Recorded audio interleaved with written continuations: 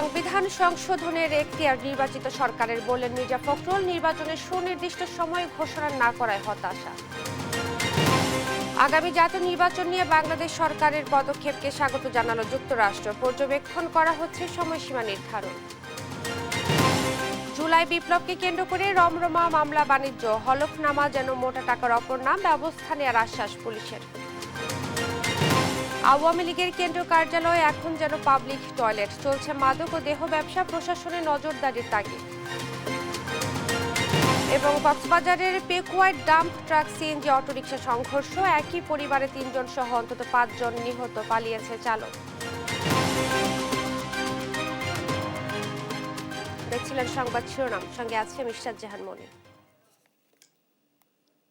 এবারে বিস্তারিত। বাংলাদেশের আগামী সংসদ নির্বাচন নিয়ে অন্তর্বর্তী সরকারের পদক্ষেপকে স্বাগত জানিয়েছে যুক্তরাষ্ট্র। আর অব্যাহত আছে নির্বাচনের সময় নির্ধারণের বিষয়টি পর্যবেক্ষণ। এমনটাই জানিয়েছেন মার্কিন পররাষ্ট্র দপ্তরের উপপ্রধান মুখপাত্র বেদান্ত প্যাটেল। স্থানীয় সময়ে বুধবার নিয়মিত প্রেস ব্রিফিংয়ে এসব কথা বলেন তিনি। আরও জানাচ্ছেন আফরিন মৌ। যুক্তরাষ্ট্রের পররাষ্ট্র দফতরের নিয়মিত ব্রিফিংয়ে বিভিন্ন সময় বাংলাদেশ ইস্যুতে আলোচনা হয়। এরই ধারাবাহিকতায় স্থানীয় সময় বুধবারও অন্তর্বর্তী সরকারের নেয়া বিভিন্ন পদক্ষেপের বিষয়ে কথা বলেন মার্কিন পররাষ্ট্র দফতরের উপপ্রধান মুখপাত্র বেদান্ত প্যাটেল। সম্প্রতি জাতীয় নির্বাচনের সম্ভাব্য সময় ঘোষণা নিয়ে এক সাংবাদিকের প্রশ্নের জবাবে নির্বাচন নিয়ে ইউনূস সরকারের পদক্ষেপকে স্বাগত জানান তিনি। এছাড়া নির্বাচন আয়োজনের সময় নির্ধারণের বিষয়ে পর্যবেক্ষণ অব্যাহত রাখার কথাও জানান বেদান্ত প্যাটেল। ব্রিফিংয়ে বাংলাদেশের সংখ্যালঘুদের নিরাপত্তা ইস্যুতেও কথা বলেন তিনি। আরেক প্রশ্নে সাবেক প্রধানমন্ত্রী শেখ হাসিনার গুম সংশ্লিষ্ট ও তার বিরুদ্ধে নিষেধাজ্ঞা আরোপ নিয়ে মুখপাত্র বলেন, হাসিনার বিরুদ্ধে গুমের সম্পৃক্ততা তদন্তে সমর্থন রয়েছে যুক্তরাষ্ট্রের। গত 2 দশকে শত শত বাংলাদেশিকে জোরপূর্বক গুম করা প্রতিবেদন প্রকাশের পর এ নিয়ে উদ্বেগও জানান তিনি। এদিকে নভেম্বরে G7 সম্মেলনে মার্কিন পররাষ্ট্রমন্ত্রী অ্যান্টনি ব্লিংকেনের সঙ্গে ভারতের পররাষ্ট্রমন্ত্রী এস শঙ্করের সবশেষ বৈঠকে কি আলোচনা হয়েছিল সে বিষয়ে জানতে চাওয়া হয়। জবাবে নানা ইস্যুতে আলোচনা হয়েছে বলে জানান বেদান্ত প্যাটেল। আফরিন মৌ, নিউজ ডেস্ক, দেশ টিভি। সড়ক পরিবহনে শৃঙ্খলা জোরদার, রাজধানীর যানজট নিরসন, বায়ু দূষণ রোধ সহ নানা বিষয়ে 6 উপদেষ্টার উপস্থিতিতে চলছে আলোচনা সভা। এ বিষয়ে জানাতে সরাসরি যুক্ত হচ্ছেন সহকর্মী ফজলে আদিত্য। আদিত্য, আলোচনায় কি বলছেন উপদেষ্টারা, জানাবেন। যেমনটি বলছিলেন যে রাজধানীর সড়কে যে শৃঙ্খলা ফেরানোর জন্য কিন্তু 6 উপদেষ্টা সহ কিন্তু একটি বিশেষ গুরুত্বপূর্ণ আলোচনা সভা চলছে। আপনি লক্ষ্য করলে দেখতে পাবেন পিছনের দিকে কিন্তু তারা ইতিমধ্যে যে জনগুরুত্বপূর্ণ সিদ্ধান্ত সেগুলো কিন্তু গ্রহণ করা হচ্ছে বিভিন্ন স্টেক হোল্ডারদের মাধ্যমে। কিন্তু এখানটায় যে আলোচনা সভা চলমান রয়েছে, আলোচনা সভার পরবর্তীতে কিন্তু আমরা উপদেষ্টাদের সাথে কথা বলবো যারা এখানে আছেন। এখানে সড়ক উপদেষ্টা রয়েছেন বন পরিবেশের উপদেষ্টা, আরো স্বরাষ্ট্র মন্ত্রণালয়ের একজন বিশেষ সহকারীও রয়েছেন, প্রধান উপদেষ্টার বিশেষ সহকারী রয়েছেন। এছাড়া রয়েছেন বিভিন্ন কোম্পানির চেয়ারম্যানরা রয়েছেন যারা হচ্ছে পরিবেশ এবং সড়ক নিয়ে কাজ করে থাকে এবং যানজট নিরসনে বিভিন্ন যারা স্টেক হোল্ডার রয়েছেন তারা কিন্তু ইতিমধ্যে এখানে উপস্থিত হয়েছেন এবং একটি বিশেষ আলোচনা চলছে। মূলত রাজধানীতে যে তীব্র যানজট এবং যে পরিবেশের যে অবনতি, দিনকে দিন পরিবেশের অবনতি হচ্ছে, সেগুলোকে নিয়ন্ত্রণ করা এবং মানুষের জীবনযাত্রার মান উন্নয়নের ক্ষেত্রে কিন্তু একটি বিশেষ আলোচনা সভা চলছে। এবং পরবর্তীতে আমরা উপদেষ্টাদের সাথে কথা বলে, অর্থাৎ যে আলোচনা সভা চলছে ভিতরে, সেই আলোচনা সভার পরবর্তীতে উপদেষ্টারা আমাদের সাথে কথা বলবেন।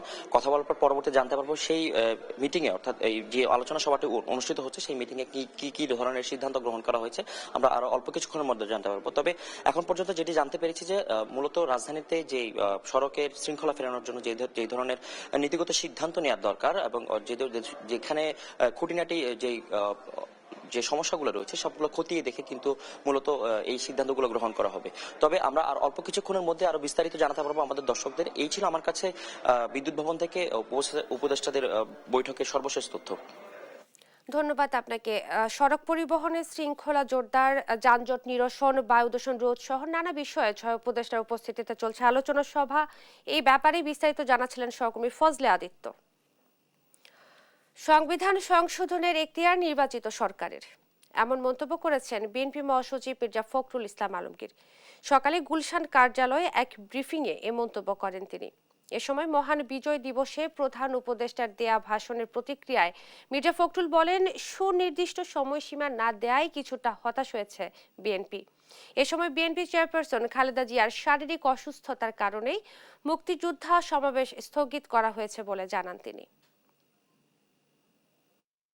পঞ্চদশ সংশোধনীর অন্যান্য সকল বিষয় সমূহ পরবর্তী নির্বাচিত সংসদের বিবেচনার জন্য আদালত রায়ে উল্লেখ করেছেন।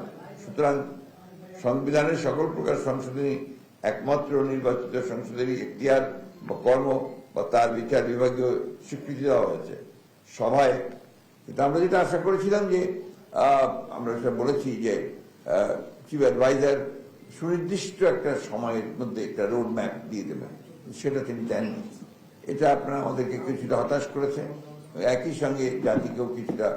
আর তারপরে তার প্রেস সচিব যে কথা বলেছেন, এই কথাটা আবার সাংঘর্ষিক কথা হয়ে গেছে।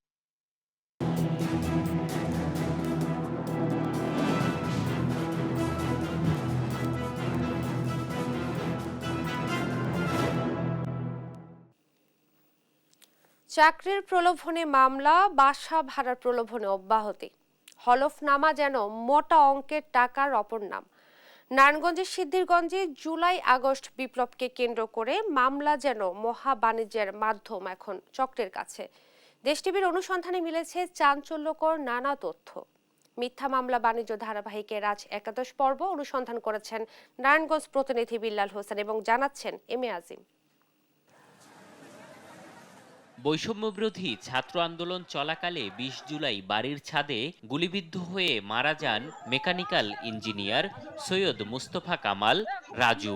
এ ঘটনায় তার স্ত্রী আকলিমা বাদী হয়ে মামলা করলেও আসামিদের চেনেন না তিনি। বিএনপির কয়েকজন স্থানীয় নেতা চাকরি দেওয়ার প্রলোভনে এজাহারে স্বাক্ষর করান তাকে।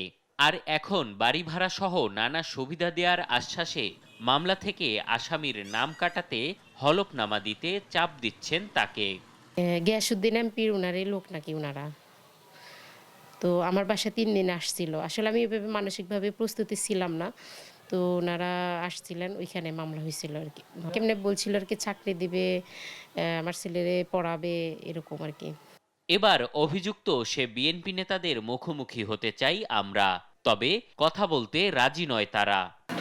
মহিলায় দল থেকে টাকা পাইছে, মহিলা চাকরি চাইছে, চাকরি ওখানে এমপি সাহেবের ওখানে তাকে দেওয়া হয়ে গেছে। এদিকে সিদ্ধিরগঞ্জে তুহিন নামের আরেক যুবক নিহতের ঘটনায় রাফিদ নামের একজন মামলা করে লাপাত্তা। এজাহারে দেয়া ফোন নম্বরের মালিক ও সাক্ষীরাও চেনেন না এ বাদীকে। এখানে ভিতরে সাক্ষীর ভিতর আমার নাম। তখন তার সাথে কথা বললাম, সে বলল যে তুই এগুলো নিয়ে টেনশন করিস না, আমি এগুলো করে দিব, তোর কোনো সমস্যা হবে না। তাই আমি বললাম যে আচ্ছা ঠিক আছে। কিন্তু এরপর ঠাস করে তার সাথে আর কোনো কন্ট্যাক্ট নাই, সে আর তারা এলাকাতে এসেও পাই না। কিভাবে নাম্বার দিলে আমি তার আসলে এই বিষয়ে জানি না, তারা হয়তো শত্রুতামি করে কোনোভাবে আমার নাম্বারটা ইউজ করে। তবে জেলা বিএনপির সভাপতির দাবি, মামলা দিয়ে বাণিজ্য করা হলে ব্যবস্থা নেওয়া হবে। মানুষের একটা পারসেপশন স্বৈরাচারী সরকারের পতনের পর এখন বিএনপি ক্ষমতায়, যা কিছু করে সব বিএনপি। এতে করে আমাদের দলের ভাবমূর্তি অনেকভাবে নষ্ট হচ্ছে। এদিকে মামলা বাণিজ্য ও বিনা কারণে হয়রানি করা হলে তাদের বিরুদ্ধে ব্যবস্থা নেওয়া হবে বলে জানিয়েছে জেলা পুলিশ। না, এই জাতীয় কোনো বিষয় আমার নলেজে নাই। এক্ষেত্রে যদি বাদী মামলা না করে থাকেন, তাহলে সেটা তিনি আমাদের তদন্তকারী কর্মকর্তার কাছে বা আদালতের কাছে গিয়ে তিনি বলতে পারেন। এমন মামলা বাণিজ্য করে সঠিক বিচার ভিন্ন খাতে নেয়া বন্ধ করার সাথে সাথে নিরীহ মানুষকে হয়রানি বন্ধের দাবি নারায়ণগঞ্জবাসীর। এম এ আজিম, দেশ টিভি, ঢাকা। আওয়ামী লীগের কেন্দ্রীয় কার্যালয় যেন এখন পাবলিক টয়লেটে পরিণত হয়েছে। আশেপাশে অবস্থানরতরা হর হামেশাই ভবনটির নিচ তলায় সারছেন প্রাকৃতিক কাজ। উপরের তালাগুলোর অবস্থা আরও ভয়াবহ। মাদকসেবী সহ দখলে নিয়েছে দেহ ব্যবসায়ীরা। সানোয়ার হোসেন সানির ক্যামেরায় এম এ আজিমের রিপোর্ট। আওয়ামী লীগের কেন্দ্রীয় কার্যালয়, নেতাকর্মী নয়। আশেপাশের মানুষ মাঝে মধ্যেই ঢুকছেন অফিসটিতে, তবে দলীয় কোনো কর্মসূচি নয়, একান্তই প্রকৃতির ডাকে সাড়া দিতে। আপনার পাবলিক টয়লেট এই কেন এটা তো আমরা বলতে পারবো না, মানে সবাই এটাই বলতে আছে। আওয়ামী লীগ অফিস তো ছিল একসময়, এখন তো নাই। এখন আমি একটু প্রশা করব। আওয়ামী লীগ সরকার পতনের পর এমন অবস্থা চলতে থাকায় দুর্গন্ধে এখানে 1 মিনিট অবস্থানই কষ্টসাধ্য হয়ে দাঁড়িয়েছে। এক সময়ে আওয়ামী লীগের কেন্দ্রীয় কার্যালয়ের নিচতলাটি এখন একদমই পাবলিক টয়লেট বলা চলে। তবে এর উপরের তলাগুলোর কি অবস্থা এখন, কি হচ্ছে সেখানে দেখতে চাই আমরা।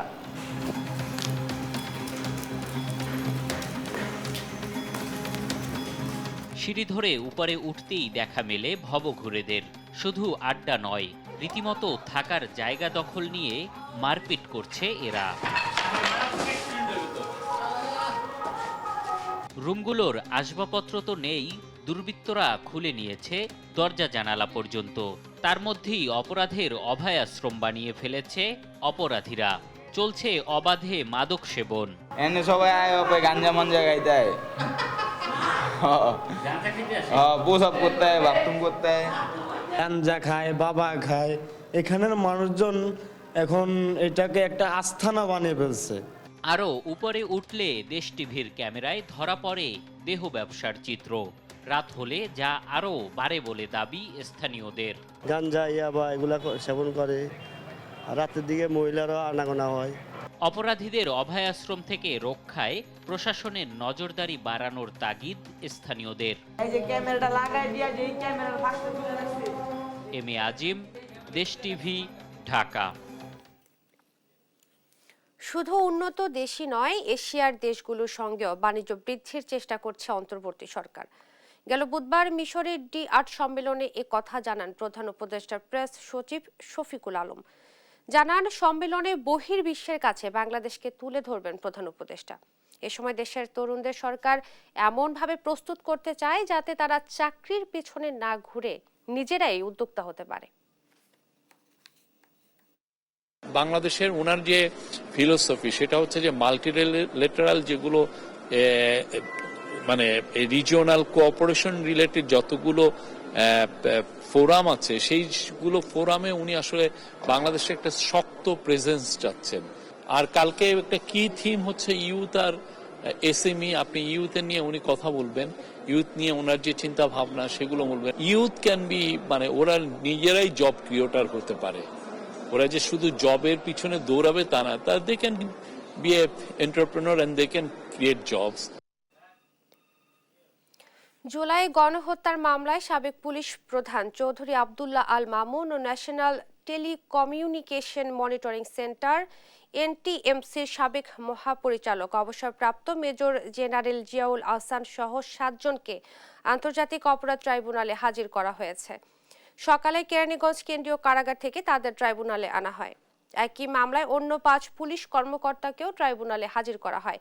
এর আগে গেল 20 নভেম্বর জুলাই আগস্টের গণহত্যার ঘটনায় মানবতা বিরোধী অপরাধের অভিযোগে করা মামলায় সাবেক আইজিপি, এনটিএমসি মহাপরিচালক সহ 8 কর্মকর্তার বিরুদ্ধে 1 মাসের মধ্যে তদন্ত শেষ করতে নির্দেশ দেন ট্রাইব্যুনাল।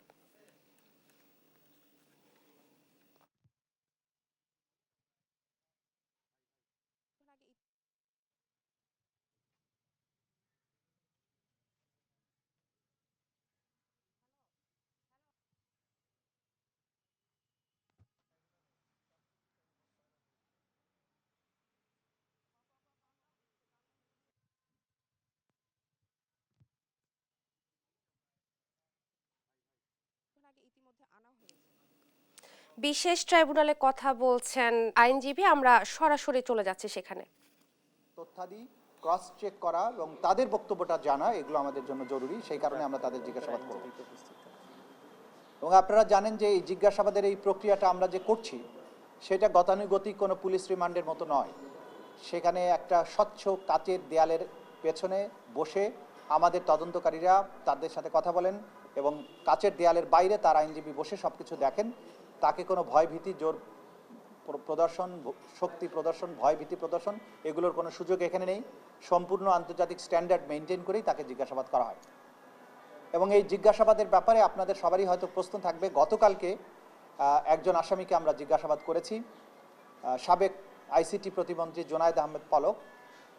সে অনেক তথ্য আমাদেরকে দিয়েছে, যেগুলোর ব্যাপারে আমরা তার নিজের কাছ থেকে যেমন পেয়েছি, পাশাপাশি অন্যান্য সোর্স থেকেও যেটা পেয়েছি, যে জুলাই আগস্টের এই অভ্যুত্থান চলাকালীন সময়ে ইন্টারনেট বন্ধের যে নাটক করা হয়েছিল সেটি কোনো দুর্ঘটনা ছিল না। খায়ের টাওয়ার বা কোন টাওয়ারে আগুন লেগেছে এগুলোর কোনো ব্যাপারই ছিল না। সেখানে সে স্বয়ং স্বীকারোক্তি দিয়ে বলেছে বা নিজে স্বীকার করেছে যে এই ইন্টারনেট তদানীন্তন প্রধানমন্ত্রী এবং এই মামলাগুলোর প্রধান আসামি শেখ হাসিনার নির্দেশে সরাসরি প্রধানমন্ত্রীর কাছ থেকে নির্দেশনা আসার পরে তথ্য প্রতিমন্ত্রী নির্দেশ দিয়ে আইআইজি ইন্টারন্যাশনাল ইন্টারনেট গেটওয়ে, এই গেটওয়েদের একটা হোয়াটসঅ্যাপ গ্রুপ খোলা হয়। সেই গ্রুপে সরাসরি নির্দেশ দেওয়া হয় ইমিডিয়েটলি ইন্টারনেট শাটডাউন করো, এবং তাদেরকে এটা এনশিওর করতে বলা হয় যে করার পরে আবার জানাও যে ইট ইজ ডান। এই তথ্যগুলো আমরা বিভিন্ন সোর্স থেকে পেয়েছি, সেগুলো যাচাই বাছাইয়ের জন্য সেই সংশ্লিষ্ট আসামিকে আমরা জিজ্ঞাসাবাদ করেছি, তিনি এটা সত্যায়ন করেছেন। সুতরাং ইন্টারনেট বন্ধের মাধ্যমে জুলাই আগস্টের সংগঠিত গণহত্যাকে গোটা দুনিয়ার কাছ থেকে আড়াল করার যে আড়াল যে করা হয়েছে এবং এটার ব্যাপারে যে মিথ্যা অজুহাত দেওয়া হয়েছে যে ইন্টারনেট কেবল লাইন পুড়ে গিয়েছিল, এটা হয়েছিল, সেটা হয়েছিল, সর্বৈবভাবে মিথ্যা। সম্পূর্ণ প্রধান যে নিউক্লিয়াস শেখ হাসিনা তার নির্দেশে, তার পরবর্তী কমান্ডার জোনায়েদ আহমেদ পলকের পরবর্তী নির্দেশে এই ইন্টারনেট প্রোভাইডার যারা আছে, বিটিসিএল আছে এবং বাংলাদেশ সাবমেরিন কেবলস পিএলসি, এরাও চিঠি দিয়ে জানিয়েছে যে তারা কার কার নির্দেশে এটা বন্ধ করেছে। সুতরাং এই রাষ্ট্রীয় সংস্থাগুলোকে বাধ্য করে তদানীন্তন ক্ষমতাশালীরা, এই আসামিরা বাংলাদেশের ইন্টারনেট শাটডাউন করেছিল এবং এই গণহত্যাকে এক্সপেডাইট করেছিল।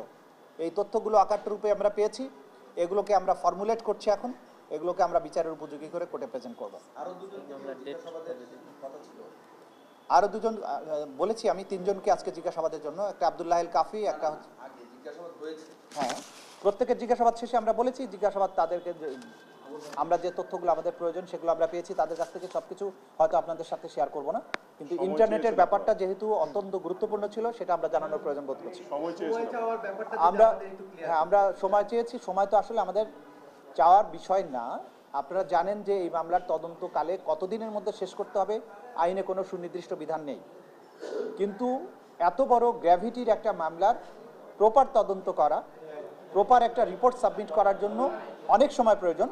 সেক্ষেত্রে চিফ প্রসিকিউটর তাজুল ইসলাম কথা বলছিলেন, আমরা তার বক্তব্য শুনছিলাম। কক্সবাজারের পেকুয়ায় ডাম্প ট্রাকের সঙ্গে সিএনজি চালিত অটোরিকশার মুখোমুখি সংঘর্ষে স্বামী স্ত্রী সহ 5 জন নিহত হয়েছে।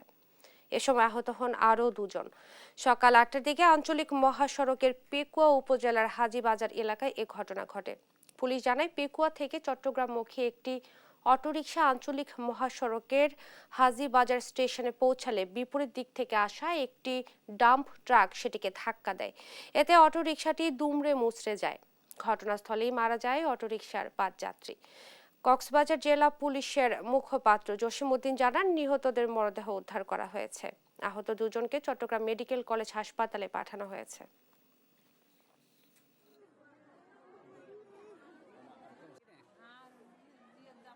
আদালতে আসামি হিসেবে যেসব রাজনৈতিক নেতা আসছেন তাদের উপর হচ্ছে হামলা। পুলিশের উপস্থিতিতে প্রিজন ভ্যান থেকে চেষ্টা চলছে ছিনিয়ে নেয়ার। 5 আগস্টের পর ঘটছে এমন ঘটনা। এ কারণে মামলার আসামি আত্মগোপনে থাকা রাজনৈতিক নেতারা আদালতের দ্বারস্থ হতে শঙ্কায় আছেন। এনে বিব্রত আইনজীবীরা এবং উদ্বিগ্ন পুলিশও। কাজী সাহেদের প্রতিবেদন। রাজশাহী 3 আসনের সাবেক সংসদ সদস্য আসাদুজ্জামান আসাদকে আদালতে হাজির করা হলে পুলিশের উপস্থিতিতেই তার উপর ঘটে হামলার ঘটনা।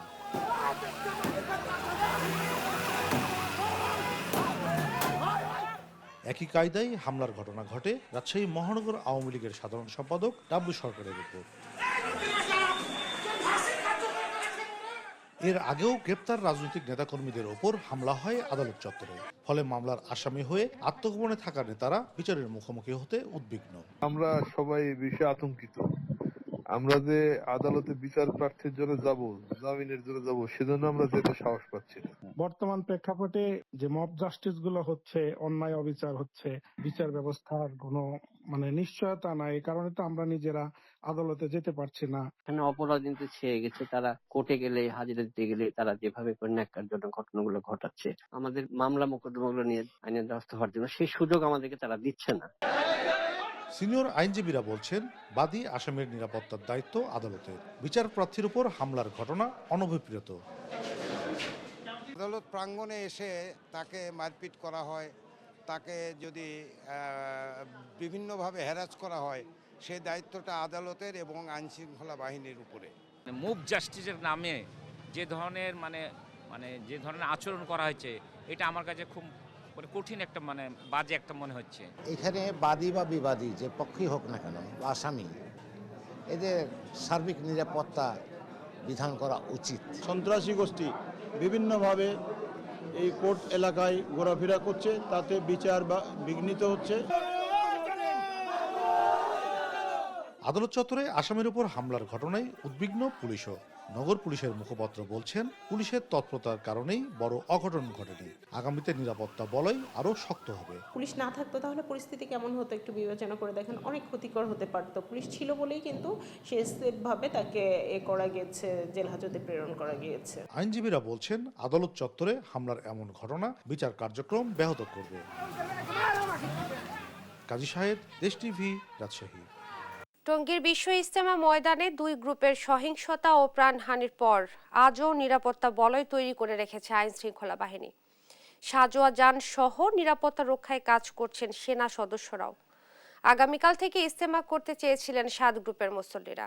জুবাইরের অনুসারীরা বাধা দিলে ভয়াবহ সংঘর্ষে নিহত হন 4 মুসল্লি, আহত হন শতাধিক মানুষ। এই ঘটনায় দুই গ্রুপেই একে অপরের উপর দোষ চাপাচ্ছে। পরিস্থিতি নিয়ন্ত্রণে অনির্দিষ্টকালের জন্য মাঠের আশেপাশে 144 ধারা জারি করেছে প্রশাসন। আগামী জানুয়ারির শেষ সপ্তাহে বিশ্ব ইজতেমা আয়োজনের কথা রয়েছে। যখন মারামারি লেগেছে আমি ওইটা দৌড় দিছি, এই জায়গায় আসি পর দিই অতাফা ধরছে, এই তুই কোন গ্রুপ, আমি ওগুলো মেকরাম, আর এমনি ওই যেভাবে পারে এইভাবে মারছি। কোটি কোটি টাকার দোকান, এখানে এত সামানা সব কিছুর লুটপাট করে নিয়ে গেছে। মাঠের ভিতরে ফাঁকা, আর বাইরে পরিস্থিতি অনেক ভালো আছে। বাইরে আপনার আইন শৃঙ্খলা বাহিনীর সদস্যরা এবং সশস্ত্র বাহিনীর সদস্যরা কড়া পাহারায় তারা ডিউটিরত আছে, আর অন্য কোনো সমস্যা নাই। পঞ্চগড় সদর উপজেলায় সীমান্ত এলাকা থেকে ওয়াসিম নামে এক কিশোরকে ধরে নিয়ে গেছে ভারতীয় সীমান্ত রক্ষী বাহিনী। বিজিবি 56 ব্যাটালিয়ন জানায়, বুধবার বিকেলে পঞ্চগড় সদর উপজেলার অমরখানা ইউনিয়নের সেনপাড়া সীমান্ত এলাকা দিয়ে 4 থেকে 5 জন কিশোর ভারত সীমান্তে প্রবেশ করে। এ সময় বিএসএফ সদস্যরা তাদের ধাওয়া করে। সবাই পালিয়ে এলেও বিএসএফ এর হাতে ধরা পড়ে ওয়াসিম। পরে তাকে গোড়ালবাড়ি ক্যাম্পে নিয়ে যায় বিএসএফ সদস্যরা। এদিকে ধরে নিয়ে যাওয়া যুবককে দেশে ফেরাতে কোম্পানি কমান্ডার পর্যায়ে পতাকা বৈঠকের আহ্বান জানিয়েছে বিজিবি। উন্নয়ন প্রকল্পের নামে কোটি টাকা আত্মসাতের অভিযোগ উঠেছে কুষ্টিয়া বিএডিসি কর্মকর্তাদের বিরুদ্ধে। কাজ না করে ব্যয় দেখানো হয়েছে কাগজে কলমে। এসব প্রকল্পের সিংহভাগেরই নেই কোনো অস্তিত্ব, যার প্রমাণও মিলেছে দেশ টিভির অনুসন্ধানে। ইরফান রানার ক্যামেরায় নাহিদ হাসান তিতাসের 2 পর্ব ধারাবাহিক প্রতিবেদনের আজ প্রথম কিস্তি। 2020-21 অর্থ বছরে মুজিবনগর সেচ উন্নয়ন প্রকল্পের আওতায় কুষ্টিয়া, মেহেরপুর ও চুয়াডাঙ্গা জেলায় কৃষি উন্নয়ন ও অবকাঠামো নির্মাণে 248 কোটি টাকার প্রকল্প হাতে নেয় কুষ্টিয়া বিএডিসি অফিস। 2024 সাল পর্যন্ত এ প্রকল্পের ব্যয় দেখানো হয়েছে 192 কোটি টাকা। কাজের অগ্রগতিও দেখানো হয়েছে 75%। যদিও বাস্তবে অগ্রগতি তো দূরের কথা, মাঠ পর্যায়ে এ প্রকল্পের কাজের সিংহভাগেরই নেই কোনো অস্তিত্ব, যার প্রমাণও মিলেছে দেশ টিভির অনুসন্ধানে। নিজেরাই আমরা কাটিনি, আমার যেমন দরকার, এখন পানির যেমন দরকার, আমার তো কাটিয়ে নিতে হবে, না কাটলে তো সমস্যা। আবাদ শেষ হয় মানে মেশিন এসে 10টা বেশি দিতে হয় হিসাবে। আমার ছোট বিদ্যুৎটা আছে, আমার উপকার জানছে, কৃষকের উপকার তো হয় না। চাষিরাই নিজেরাই ড্রেনিং করে, আর যেগুলো ওই যে পাইপ মাঝে মাঝে ফেটে যায়, দু এক জায়গায় এসে ওরা ওইগুলোই জয়েন দেয়। আমাদের দেখাইলো যে ডিপটা বসাবো, আজ একটা বছর খালি পাইপ পুঁতে দেখিতে গেল, আমাদের কোনো সুযোগ সুবিধা পাইছে না, শুধু দেখিয়ে যাইছি। 248 কোটি টাকার এ প্রকল্পের কাজ না করেই 192 কোটি টাকা ব্যয় দেখানো হয়েছে শুধুমাত্র কাগজে কলমেই। হরিলুট করা হয়েছে রাষ্ট্রের কোটি কোটি টাকা। কৃষকরা বলছেন এর সাথে জড়িত খোদ বিএডিসি অফিসের কর্মকর্তারা। ওরা মারি খাচ্ছে, আমরা কি পাই নাকি? আমরা কোনো সাহায্যই পাইনি। কঠিন দুর্নীতি করছে, মানে এটি যে এমনভাবে সাজা হওয়ার দরকার যাতে একজন আর সাজা দিয়ে 10 জন যাতে ভালো হয়। সরকার কোটি কোটি টাকা হাতিয়ে মানে সেই বাহার সুখে দিন কাটাচ্ছে, আর আমরা কিছুই পাচ্ছি না। তবে প্রকল্পের অনিয়মের বিষয়টি অস্বীকার করে বিএডিসির নির্বাহী প্রকৌশলী বলছেন প্রকল্পের সব কাজই ঠিকমতোই করেছেন তারা। এগুলা আসলে অভিযোগ সত্য নয়, বুঝছেন। আমাদের ধরেন আমাদের যে কাজগুলা ধরা ছিল, হ্যাঁ, যে কাজগুলার ই করা হয়েছে সবই করা হয়েছে। এখন মনে করেন যে একটা মহল আপনার মানে স্বার্থের জন্য এগুলা আর কি করে বেড়ায় আর কি। শুধুমাত্র কাগজে কলমে ব্যয় দেখিয়ে উন্নয়ন প্রকল্পের নামে রাষ্ট্রের কোটি কোটি টাকা আত্মসাৎকারীদের বিরুদ্ধে তদন্ত সাপেক্ষে ব্যবস্থা চাই 3 জেলার সুবিধাবঞ্চিত কৃষকেরা। নাহিদ হাসান তিতাস, দেশ টিভি, কুষ্টিয়া। দেখছেন সংবাদ।